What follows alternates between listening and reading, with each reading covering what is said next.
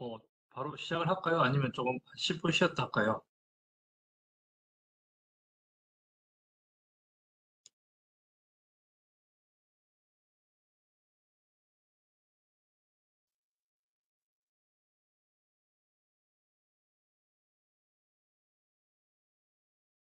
네. 그러면 바로 하도록 하겠습니다. 네, 채팅창에 바로 하자고 하시는 분의 내용이 있어서 바로 하도록 하겠습니다.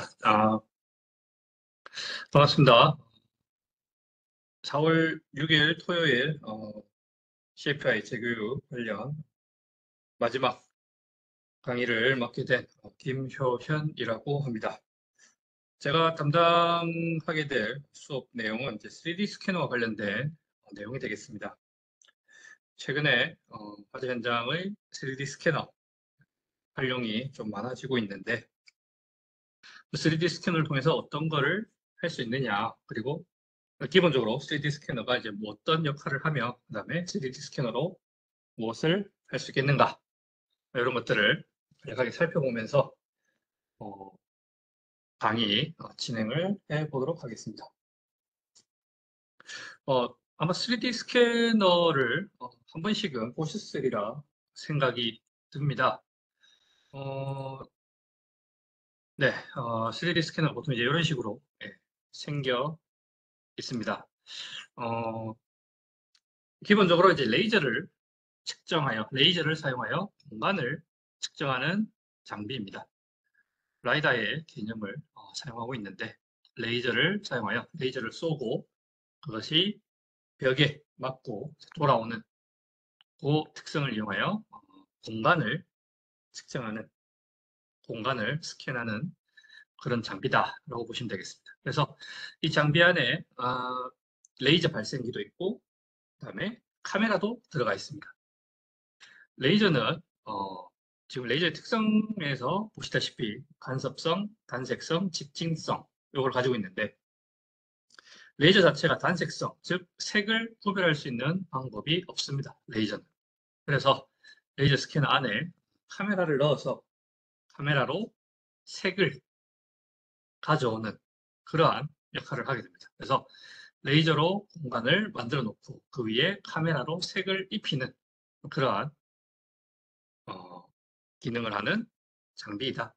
최근에는 이제 요 장비 위에, 그러니까 장비의 스캔 속도를 좀 빠르게 하기 위해서 360도 카메라를 달아서 미리 공간을 찍은 다음에 또 스캔을 하는 그런 방식들도 존재를 하고 있습니다.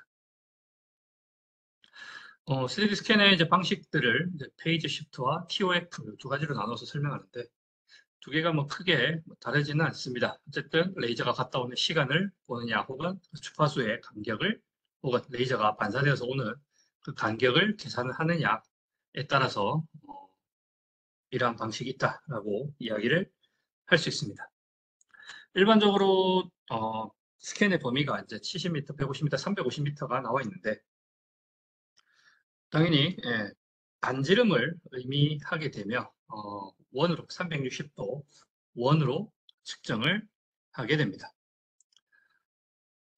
법령적으로 가장 많이 사용되는 부분이 이제 150m 부분으로 보시면 되겠죠. 350m도 이제 건설 현장에서 상당히 많이 사용을 하고 있습니다.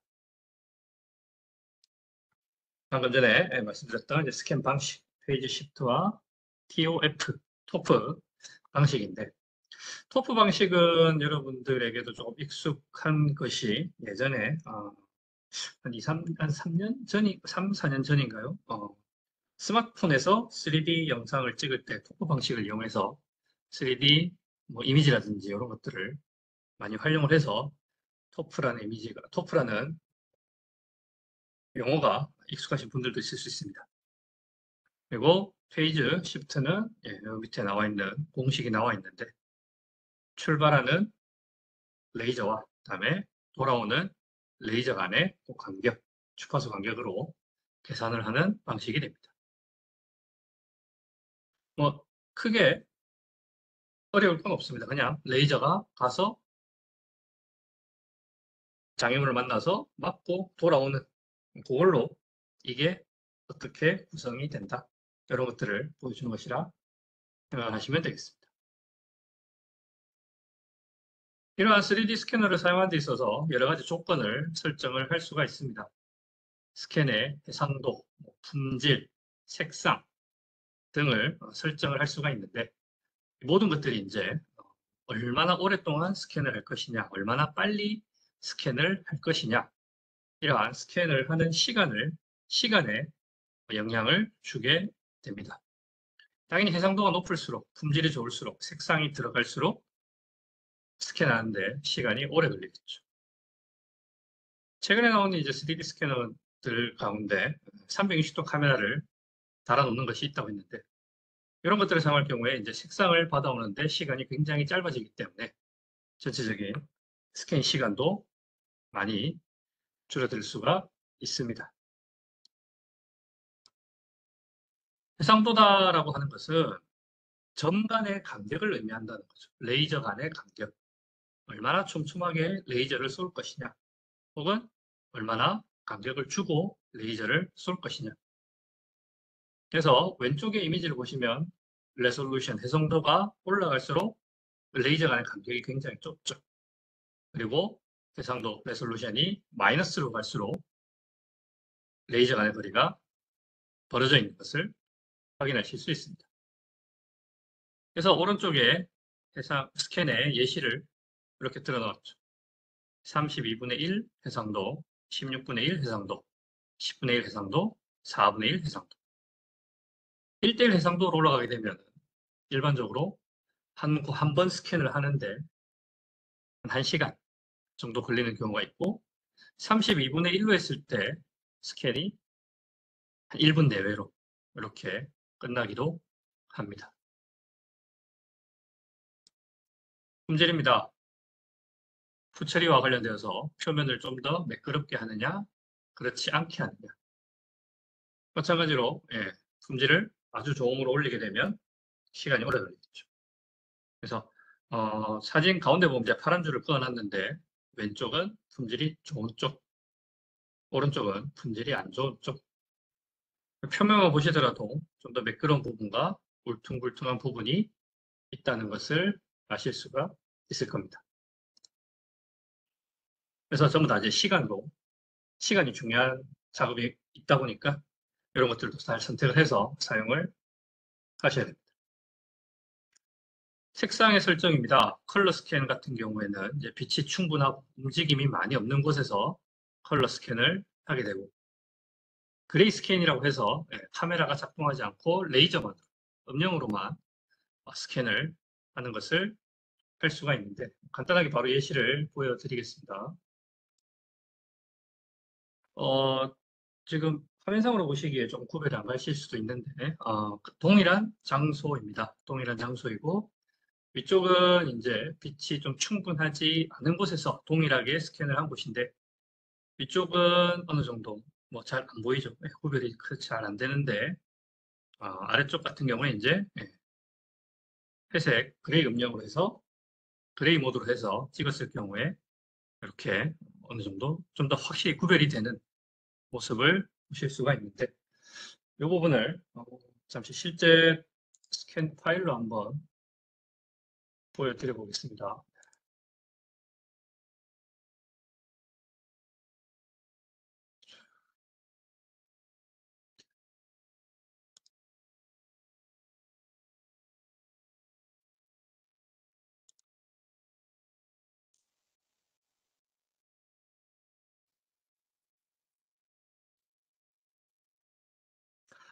울산에서 있었던 주상복합 건물 화재 현장이었습니다. 지금 이제 이렇게 전체 스캔을 한 모습을 이렇게 보실 수가 있는데 그 위치가 지금 이제 아까 보여드렸던 곳의 위치가 어디였냐면은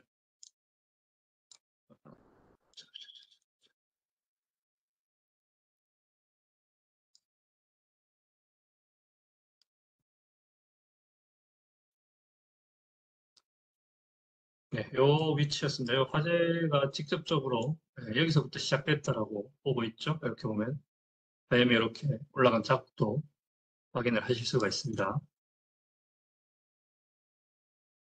그래서 여기 이제 흑백으로 그대로 했을 때의 이미지입니다. 빛이 그렇게 충분하지 않은 상태에서 스캔을 했기 때문에 언뜻 보면 상당히 구별이 많이 안 된다라는 것을 확인을 하실 수가 있죠. 대청의 모양은 보이지만 확실하게 구별이 잘 되지는 않습니다. 네. 그래서 요거를 이제 동일하게 다른 컬러 그레이로 바꿨을 때의 사진을 스캔 결과를 보여드리게 되면 아까는 확실히 좀 느낌이 좀 다르죠. 색상이 있을 때와 처음부터 느낌이 좀 다르긴 합니다.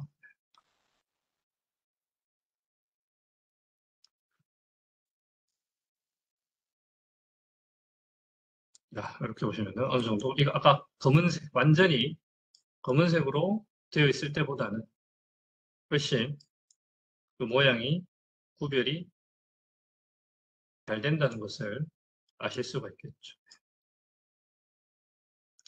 아까 여기 이제 3D 스캐너 안에는 이제 카메라가 들어있다라고 말씀을 드렸었는데 이런 경우에 이제 사진을 찍게 되면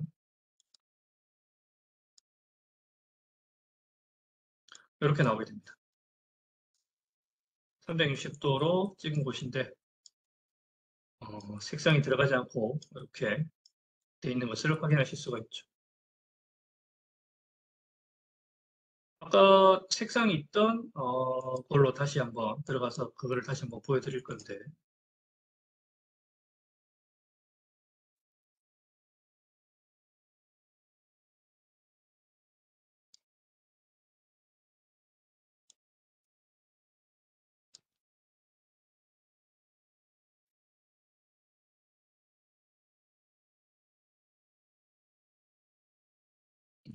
구별해 나가시죠.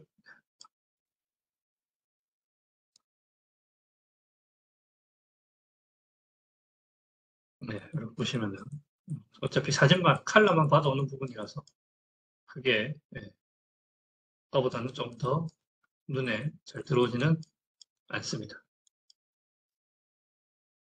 그래서 이런 식으로 카메라 3D 스캐너에 있어서 색상을 확인을 하는 것이 상당히 이제 중요하다. 어느 부분에서는 색상이 들어가야 될 수도 있고 어느 부분에서는 들어가지 않아야 될 수도 있다.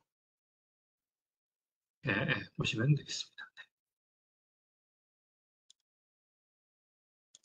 다음 계속 이어가도록 하겠습니다. 색상을 선택하는 데 있어서 혹은 스캔을 하는 데 있어서 빛을 상당히 잘 보셔야 됩니다. 3D 스캐너에 카메라가 내장되어 있기 때문에 카메라랑 똑같죠. 그래서 빛을 정면으로 봤을 때 이런 식으로 색상이 다 들어오지 않고 옆부분에서 다 이제 빛이 다른 부분을 가리게 만드는 이러한 현상을 가져올 수가 있죠. 이게 렌즈의 특성상 뭐 이렇게 될 수가 있는데 이것도 마찬가지로 이쪽이 어느 부분이었는지 한 번 더 실제 스캔 결과물로 보여드리겠습니다.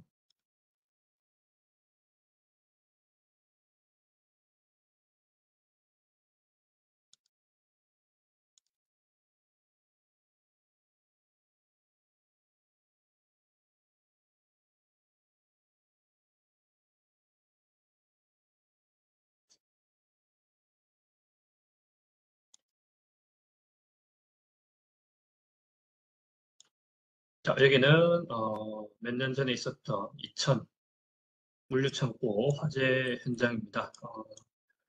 스캔을 했던 곳인데 아까 그 부분이 어디였냐면 지금 아까 교재에 있었던 혹은 제가 PPT로 보여드렸던 내용 부분들이 바로 이 부분입니다. 지금 빛이 잘 들어오고 있는 부분임에도 지금 빛이 너무 잘 들어와서 그 다음에 스캐너가 그대로 빛을 받는 바람에 컬러 모드에서 오히려 더 눈에 안 들어오는 결과물을 만들어 버렸죠.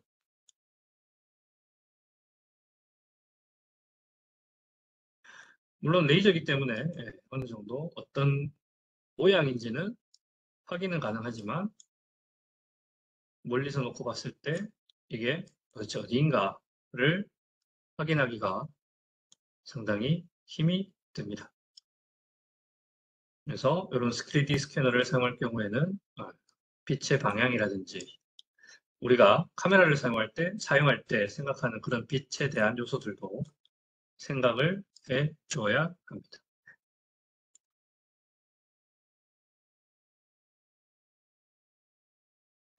한번 다시 넘어가도록 하겠습니다.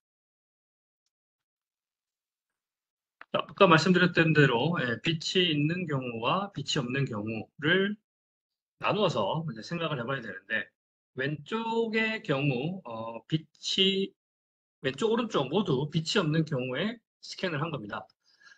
왼쪽 같은 경우에는 빛이 없기 때문에 그레이로 그레이 모드로 해서 스캔을 한 것이고 오른쪽 같은 경우에는 좀 다른 스캐너를 사용했습니다. 자체적으로 빛을 내는 핸드헬드 스캐너로 스캔을 한 것인데 정확도에 있어서는 당연히 이렇게 세워서 핸드헬드보다는 그냥 세워서 놓고 쓰는 3D 스캐너가 훨씬 더 정확도를 보여주고 대신에 이제 이런 핸드헬드 같은 경우에는 자체 빛이 나오기 때문에 빛이 없는 곳에서도 스캔을 할 수 있고 특히나 좁은 공간인 경우에는 훨씬 빠르고 편하게 스캔을 할 수 있다는 장점이 있습니다. 그래서 앞서 보셨던 대로 빛이 있느냐 없느냐 혹은 빛이 어떻게 들어오느냐 이런 것들을 고려해가면서 3D 스캔을 하시는 것이 좋겠습니다. 다음은 3D 스캐너의 사용입니다. 스캔할 장소가 어떤 곳인지를 확인을 하고 그 다음에 그 장소가 어떠한 구조를 가지고 있는가, 기둥이 어떻게 배치되어 있는가, 혹은 전체적인 형태가 어떻게 되어 있는가를 한번 확인하시는 것이 좋은데 어, 다시 한번 이걸로 스캔 결과물로 한번 보여드리게 되면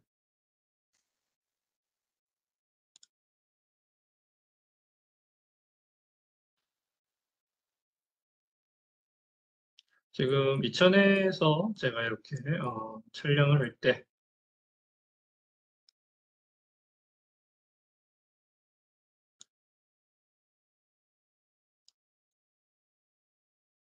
여기가 이제 4층이 되는데 겹벽을 사이에 두고 그다음에 이런 기둥들이 중간에 이렇게 하나씩 존재를 했었습니다. 그래서 이 기둥을 어떻게 최대한 이 기둥에 안 맞게 그리고 스캔 횟수를 좀 줄여가면서 어떻게 효율적으로 할 수 있을까 이런 생각들을 먼저 하게 되겠죠. 여기서도 지금 이런 구조에 여기에 벽이 이렇게 있고 벽이 이렇게 있고 이렇게 네모난 구조에 또 기둥도 2개씩 이렇게 들어가 있습니다. 그렇게 했을 때 어떻게 해야 스캔을 좀 원활하게 할 수 있을까? 그런 생각들을 할 수 있게 되겠죠. 이런 것들을 고려하면서 스캔을 해야 됩니다. 어쨌든 작은 게 작업 시간이 오래 걸리지 않는 게 중요하기 때문에 특히나 화재 현장이기 때문에 네, 많은 작업 시간을 들이기보다는 빨리빨리 하는 것이 좋다라고 생각을 합니다. 저는 지금 여기가 이제 지금 여 공간도 이제 마찬가지로 특히나 이 공간 같은 경우에는 지금 보시면 아시겠지만 또 복층입니다.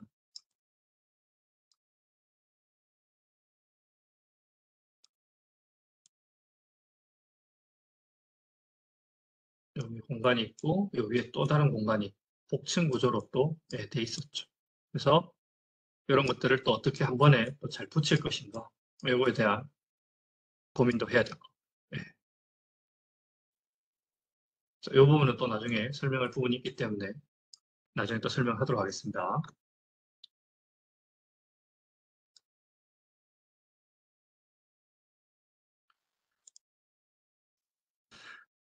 다음 실제 이제 3D 스캐너를 어떻게 사용하는지 첫 번째부터 설명을 드리면 수평계가 있습니다. 모든 3D 스캐너에 이제 수평계가 달려 있는데 당연히 제대로 된 스캔 그리고 스캔을 여러 번 했을 때 하나로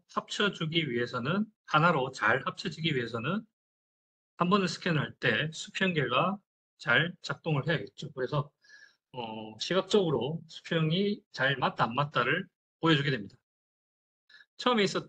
제일 처음에 보였던 그 장비가 삼각대에 연결되어서 서 있게 되는데 그 삼각대의 높이를 이용을 해서 수평계를 맞출 수가 있죠. 완벽하게 수평이 맞지 않다 하더라도 어느 정도 보정은 해주지만 또 한계가 있기 때문에 어느 정도 수평은 맞춰주는 것이 좋습니다. 두 번째, 바이섹팅이라고 해서 이분할이라고 얘기를 합니다.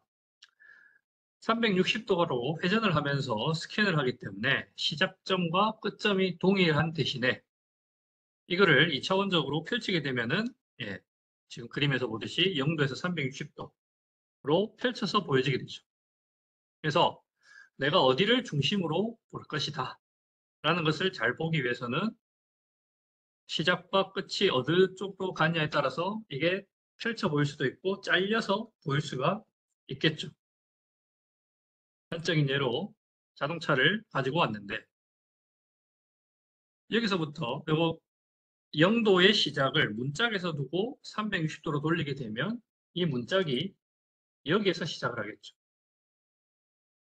문짝이 여기에서 시작을 해서 여기에서 끝이 날 겁니다. 그러면 차가 굉장히 이상해 보이겠죠. 하지만 앞쪽에 여기를 두고 찍게 되면 여기서부터 0도가 되고 여기서 또 360도가 되니까 이걸 통째로 그대로 여기에서 볼 수가 있겠다라는 말입니다.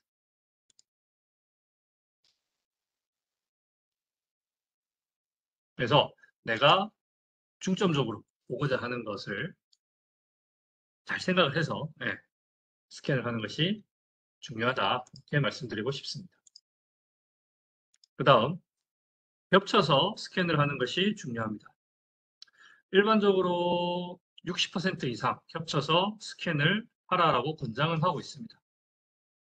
각 구역마다 60% 정도 겹쳐서 스캔을 하는 것이 가장 정합을 잘 할 수 있다라는 그런 설명인데 왼쪽 같은 경우에는 이제 많이 안 겹치는 부분으로 스캔을 하고 있죠. 그래서 실제 스캔하고자 하는 대상물에 있어서 겹치는 영역이 상당히 제한적입니다. 하지만 동일한 스캔 횟수를 가지고도 이렇게 스캔했을 경우에는 보시겠지만 이런 식으로 겹치는 경과들이 생기게 되죠. 그래서 스캔을 할 때 차후에 후작업을 위해서 후처리를 위해서 겹치면서 스캔을 해야 하는 것이 상당히 중요하게 됩니다. 극단적인 예들로 이렇게 보시면 되겠죠. 그리고 제가 뭐 한 번씩 이용을 하는 것이 이 대상물이 아니라 대상물 바깥의 특징들도 자주 이용을 합니다. 그래서 뒤에 부분도 겹치는 부분이 많게 되면은 여기에서 잘 정합을 못했다 하더라도 뒤에 있는 부분을 활용해서 정합을 할 수 있는 여유가 생기기 때문에 겹치게 하는 것이 상당히 중요하다고 보실 수 있습니다.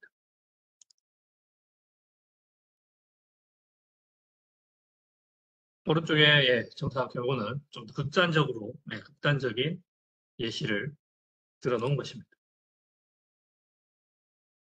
여기는 극단적으로 예시를 들어놓은 것입니다. 최근에는 이제 건설 현장에서 이 3D 스캐너를 사용하는 빈도가 늘어나고 있는데 이 부분에 대해서 간략하게 영상을 하나 보시고 넘어가도록 하겠습니다.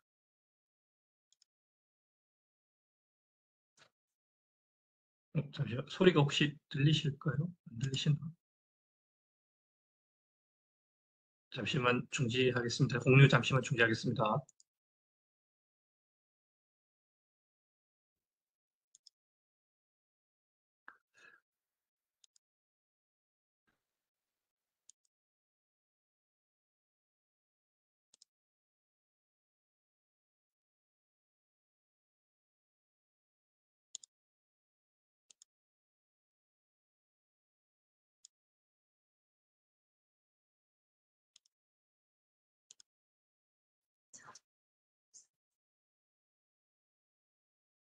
잘 들리시나요? 아니면 소리를 좀 높여볼까요?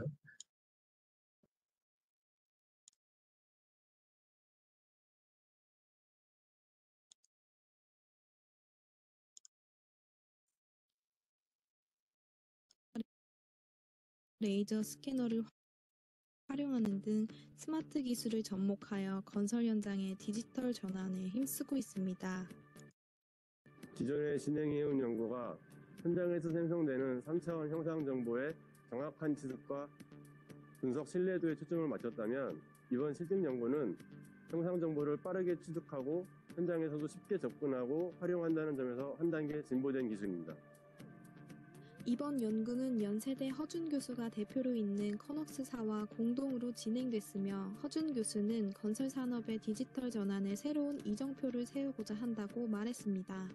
건설 산업의 미래는 4차 산업혁명으로 표시되는 디지털 전환을 통한 생산성 향상과 안전이 가장 중요한 이슈로 언급되고 있습니다.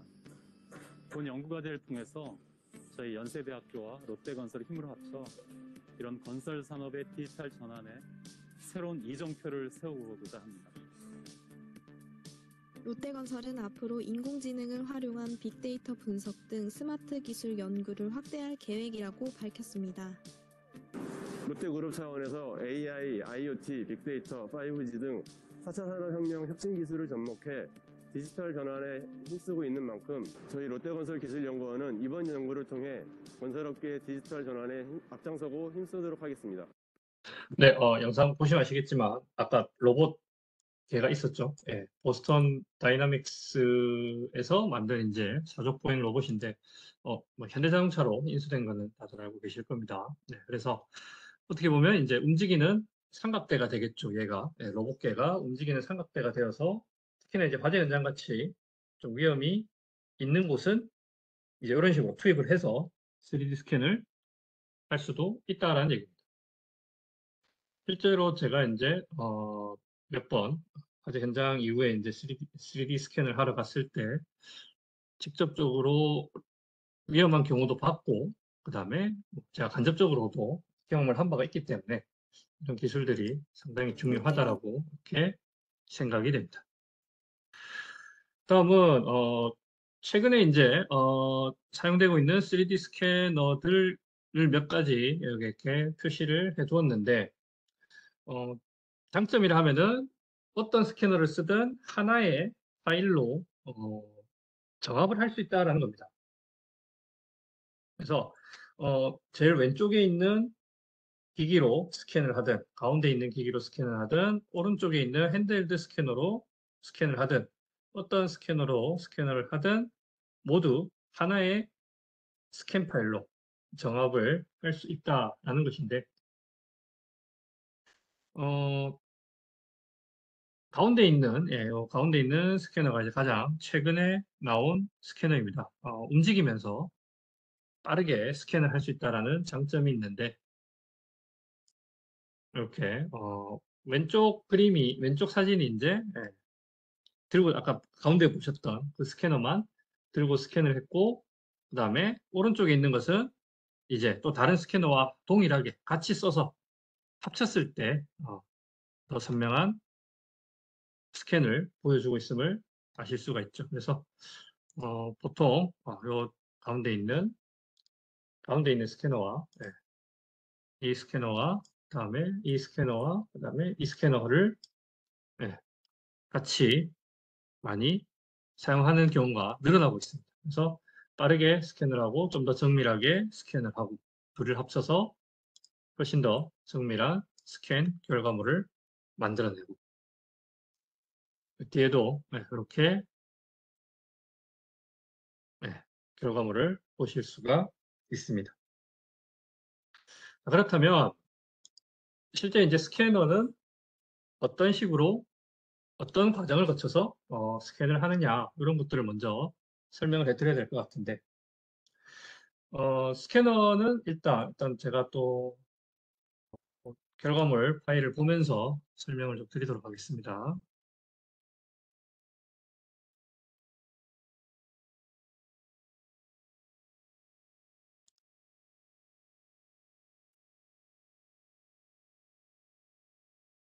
자,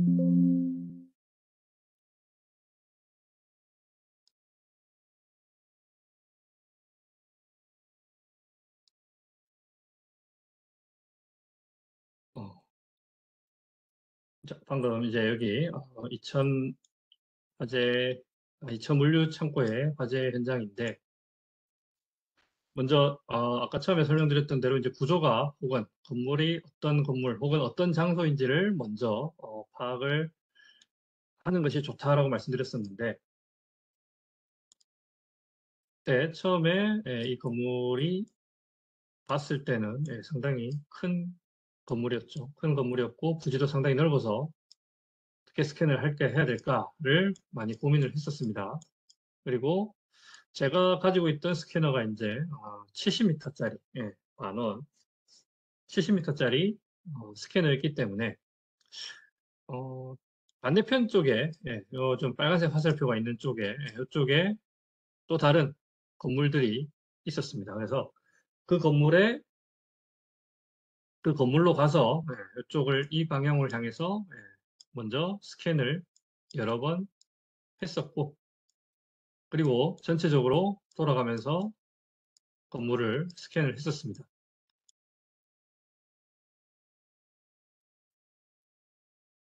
스캔을 하고 이제 점점 이제 아까 겹쳐서 스캔을 해야 된다 말씀드렸었는데, 겹쳐가면서 점점 이제 안으로 들어가게 되죠.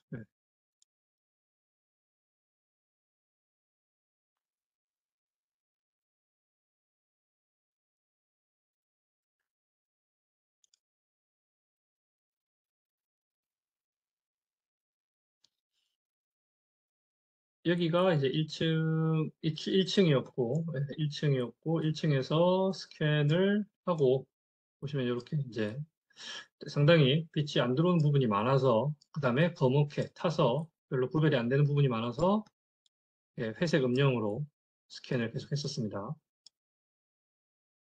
여기가 이제 엘리베이터 공간이었는데,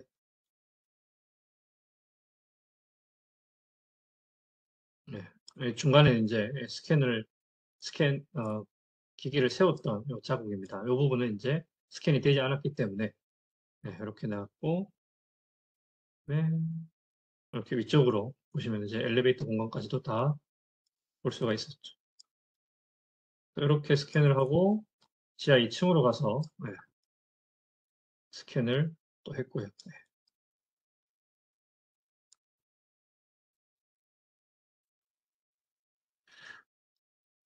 이 화재의 경우 아마 이쪽 부분, 이 부분에서 화재가 시작이 된 걸로 제가 일단 기억은 하고 있는데, 그래서 이쪽을 중심으로 스캔을 했죠. 그래서 이 공간들을 최대한 확보하기 위해서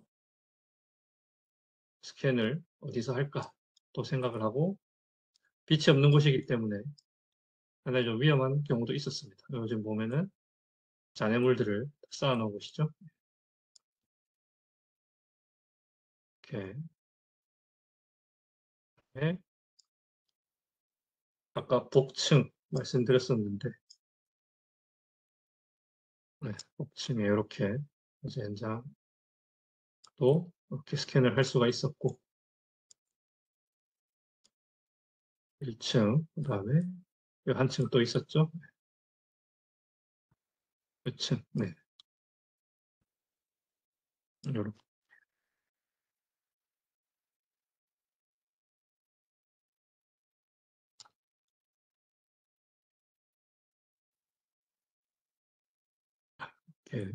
스캔을 할 수가 있었습니다.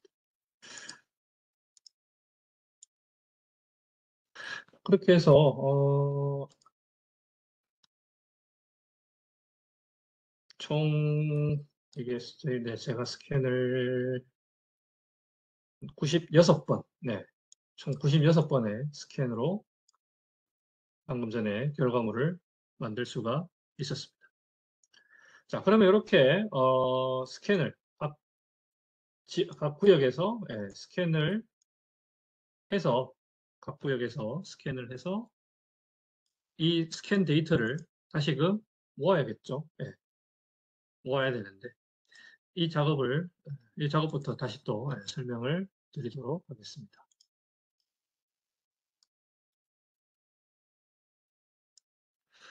자, 현장에서 스캔을 하게 되면은 이 스캔한 데이터를 트랜스퍼 혹은 임포트라고 합니다.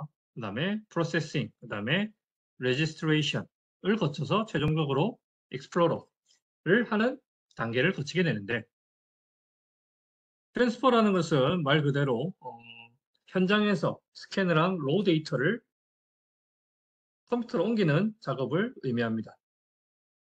최근에 나오는 3D 스캐너의 경우에는 3D 스캐너와 그 다음에 태블릿이 무선으로 연결되어서 스캔을 하면서 트랜스퍼와 정압을 레지스트레이션까지 얼추 해놓는 작업을 합니다. 상당히 시간이 절약이 되게 되죠. 그렇지 않는 경우에서는 로우 데이터를 컴퓨터로 옮기고 그 컴퓨터에 옮긴 데이터를 프로세싱하고 그 다음에 정압, 레지스트레이션까지 하는 작업을 거쳤어야 됐는데, 최근에 나오는 이제 3D 스캐너 같은 경우에는 그런 과정들이 태블릿과 연결되었고, 그 다음에 스캐너 자체 내에도 자그마한 컴퓨터가 들어가 있어서 일정 부분 수행을 하고 데이터를 내보내게 됩니다. 그래서 시간이 예전에 비하면 많이 줄어들게 되었죠. 뭐 그래도 일단은 다 필요한 설명이기 때문에 하나씩 또 설명을 하도록 하겠습니다. 그래서 어쨌든 트랜스퍼는 로우 데이터를 컴퓨터로 옮기는 것을 트랜스퍼라고 한다. 이렇게 보시면 되겠습니다. 다음 프로세싱입니다. 이동된 트랜스퍼된 스캔 데이터를 가공하는 것인데, 여기서 여러 가지 이제 옵션이 들어갈 수가 있습니다. 어떠한 필터를 사용할 것이냐. 만약에 스캔 도중에 이동하는 사람이 있어서 그 사람이 걸려 있다. 그러면 이것을 지울 것인가 말 것인가. 그리고 너무 중첩되는 부분을 줄인다. 그 다음에 색상을 넣는다, 넣지 않는다.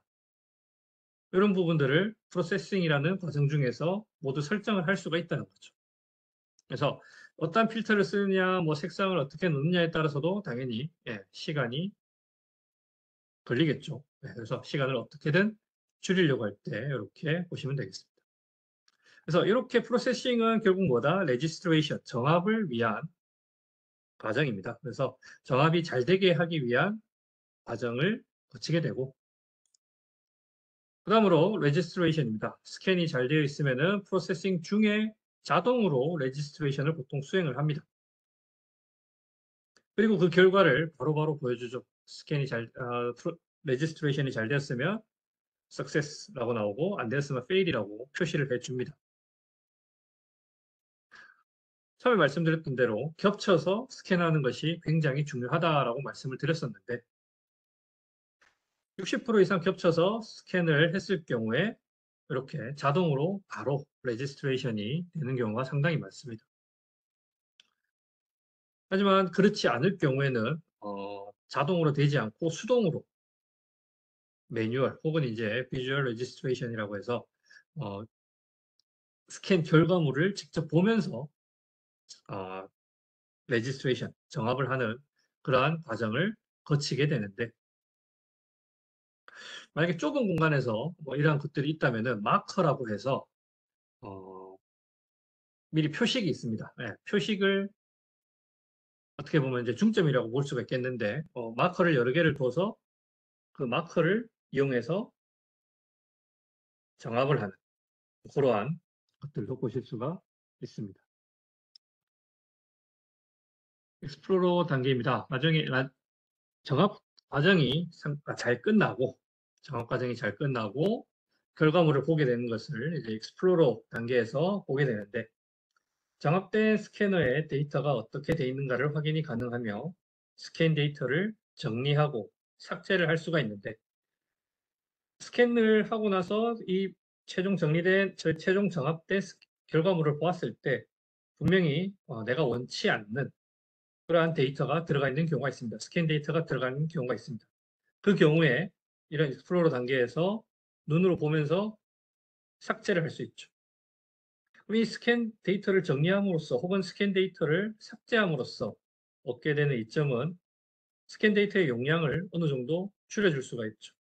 그리고 스캔 데이터를 확인할 때 좀 더 빠르게 확인을 할 수가 있습니다.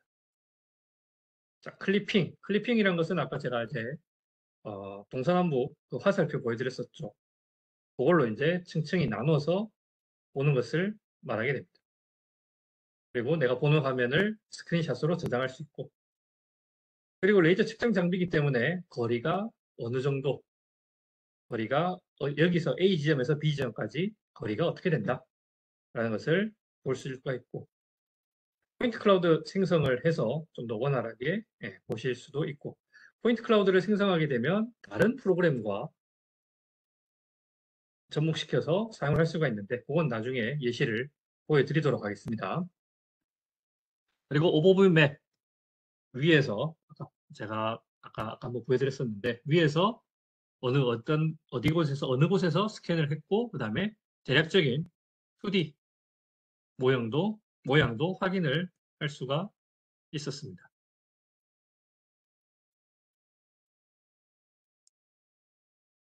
자, 스캔 데이터 정리 및 삭제라고 되어 있는데, 지금 여기서 보시기에는 제가 그냥 빨간 걸로 쳐놨습니다. 스캔 데이터 말고 그 위에 자잘자잘하게 점들이 이렇게 보일 수가 있는데, 스캐너 자체가 360도로 모든 것을 스캔을 하다 보니까 중간중간에 걸리는 것들이 많습니다. 이런 것들을 잡아내서 없앨 수가 있는데, 이 화면에서 바로 보여드리도록 하겠습니다.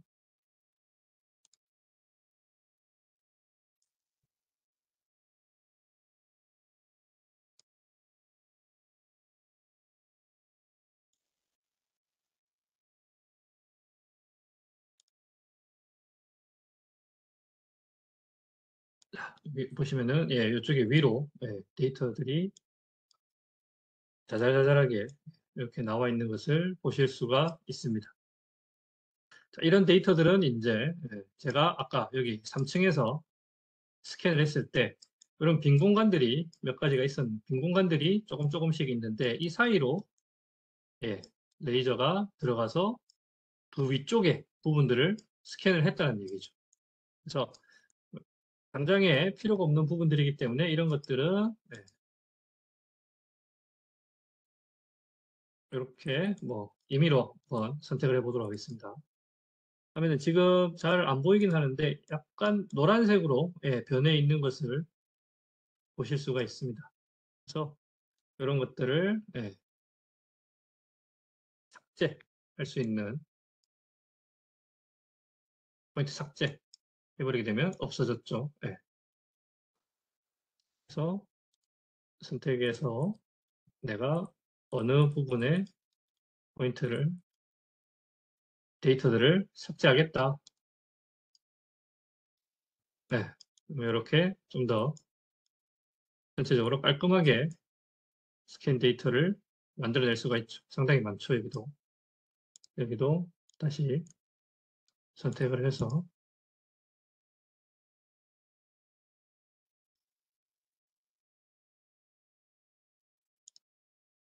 이렇게 깔끔하게 만들고, 그 다음에 전체적인 용량도 줄일 수가 있습니다.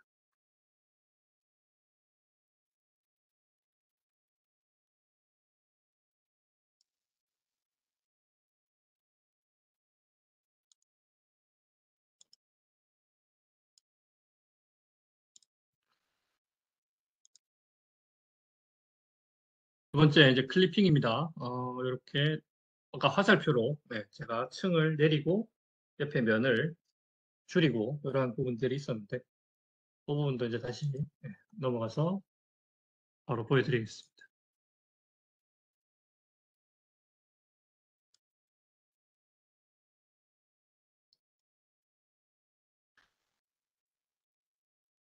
자, 클리핑을 했을 때 장점이라면, 자, 이렇게 해서 2차원 평면으로 이 기둥이 어떻게 있는지, 그 다음에 이 방이 혹은 이 공간이 어떻게 설정되어 있는지를 확인할 수가 있다는 거죠. 3층만 확인하고 싶다 했을 때 이런 식으로 확인이 가능하며, 그럼 난 다른 층을 보고 싶다 했을 때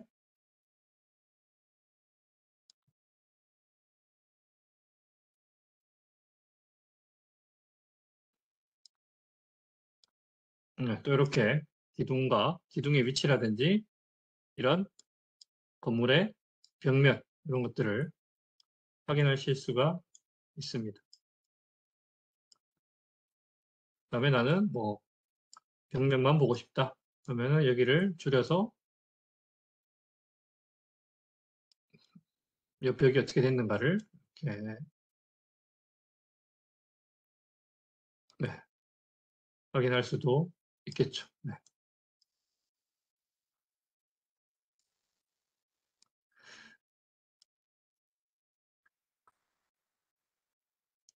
그리고 제일 공간이 컸던 지하 2층의 공간도 아예 낮춰서 볼 수가 있습니다. 제가 이게 스캔을 다 하고 철수를 하고 난 다음에 알았었는데 이 옆에 공간이 하나 더 있었다고 합니다. 이 옆에 공간이 하나 더 있었는데 제가 여기로는 도저히 갈 수가 없어서 스캔을 하지는 못했었습니다. 네. 그리고 이런 클리핑을 통해서 내가 보고 싶은 곳만 딱 볼 수 있는 것 중에 장점 중에 하나가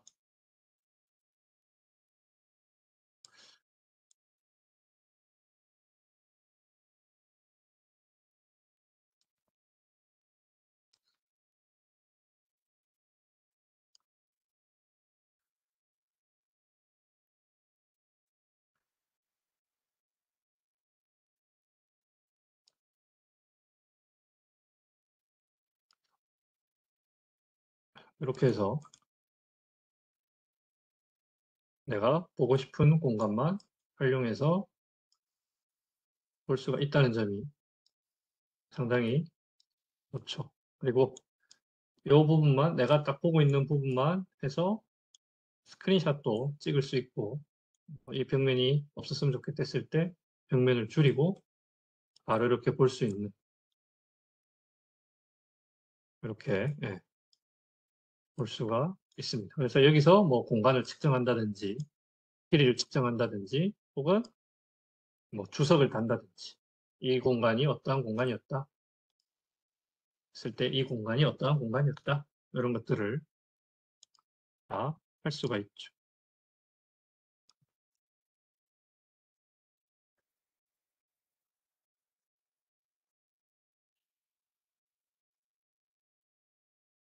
제가 이거를 한 2박 3일 동안 스캔을 했었는데 사실 제가 이거를 초창기에 했던 스캔이라서 여기저기 실수가 좀 많습니다. 실수도 많고 어디가 잘못되었다. 아까 처음에 보여드렸던 이런 빛의 문제라든지 혹은 여기 보시면은 이제 정압이 일부 제대로 되지 않은 점이 잘 보이죠. 특히 이제 빛은 여기서도 보시면은 벽면 자체는 굉장히 까맸는데 빛이 이렇게 들어오는 바람에 오히려 결과물은 더 이상해져 버렸죠. 그래서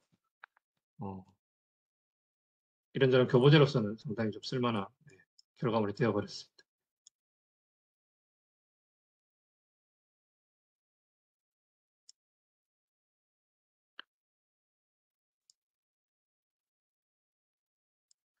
이렇게 해서 다음으로 가도록 하겠습니다.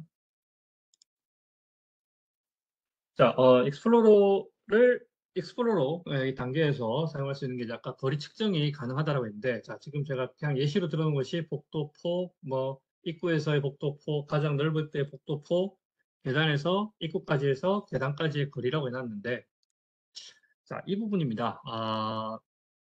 제가 아까 클리핑을 통해서 굉장히 줄여드렸던 한 공간이 있었는데, 사실은 거기가 이쪽 이천 물류창고 화재에서 가장 희생자가 많이 나왔던 그 장소긴 합니다. 네.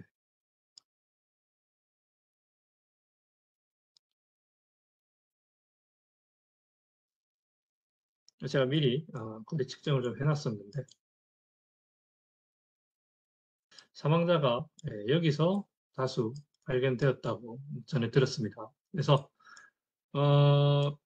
이 공간에서 요 바깥으로 나가는 바로 여기에 계단이 있었는데 이 계단까지 가는데 거리가 얼마나 되며 약 한 10m, 9m 그리고 이 복도 폭 지금 여기 또 문제가 이제 턱이 좀 있었습니다. 네, 입구에 턱도 이렇게 존재를 했었고 복도의 간격도 그래도 한 2m, 3m 정도로 나와 있었다. 이런 것들을 측정 장비이기 때문에 다들 길이를 재어서 측정을 할 수 있다는 거죠. 그래서 끝까지 하면은 바로 이제 나오게 되죠. 이렇게 바로 확인이 가능합니다. 이 곳에서 바로 확인이 가능한 측정이죠. 그래서 이걸 그대로 뭐 스크린샷으로 떴을 때 하나의 또 사진 자료가 될 수 있는 겁니다. 이렇게 이해를 하시면 되겠습니다.